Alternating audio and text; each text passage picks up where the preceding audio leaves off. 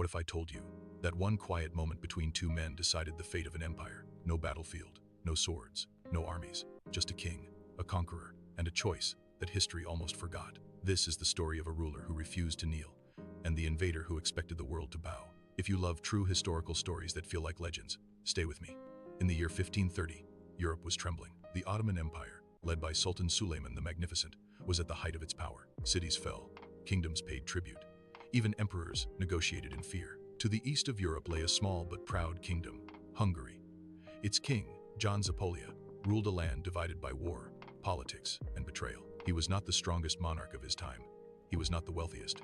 But he possessed something far rarer in history: unshakable dignity, and that dignity would soon be tested. When the Ottomans marched deeper into Central Europe, many rulers did what survival demanded. They sent gifts, they sent envoys, they bowed. But King John faced an impossible choice: resist and risk annihilation, or submit and be remembered as a king who knelt. Suleiman summoned him, not with threats, not with insults, but with the calm authority of a man who knew the world already belonged to him. The meeting was arranged.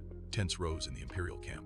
Guards stood silent, and into that space walked a king who knew history was watching. Protocol demanded one thing: when approaching the Sultan, a ruler must kneel. Heads bowed, hands lowered. Absolute submission. John Zápolya stepped forward, but he did not kneel. The air froze. Ottoman commanders stiffened.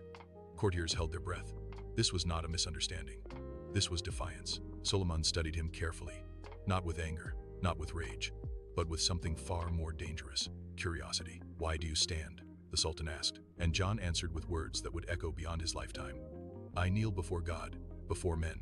I stand as a king." In that moment, he did not challenge Suleiman's armies. He challenged the idea that power alone could command dignity. History does not always reward courage with victory. John did not walk away with independence. Hungary would remain divided. Empires would continue to clash over its lands. But something extraordinary happened that day. Suleiman did not order his arrest. He did not demand punishment. Instead, he acknowledged him as a ruler, not a subject. In a world where kings were reduced to servants, John Zápolya was remembered as the man who chose identity over survival. And for the first time, the great conqueror encountered a kind of resistance no army could crush: moral defiance. History often glorifies those who win wars. But sometimes, the most powerful moments are the ones where no battle is fought. A single choice, a single sentence, a single refusal to kneel. John Zápolya did not change the borders of empires, but he changed how we understand power. Because true strength is not always in conquest. Sometimes, it is in standing when the world expects you to bow. If you believe history is more than dates and wars, if you love stories of forgotten courage, lost kings, and moments that shaped the world, then make sure to like this video so more people can discover these stories. And subscribe for weekly historical tales that feel like legends but are absolutely real. Because history isn't just about what happened, it's about what it meant. And there are thousands of stories still waiting to be told.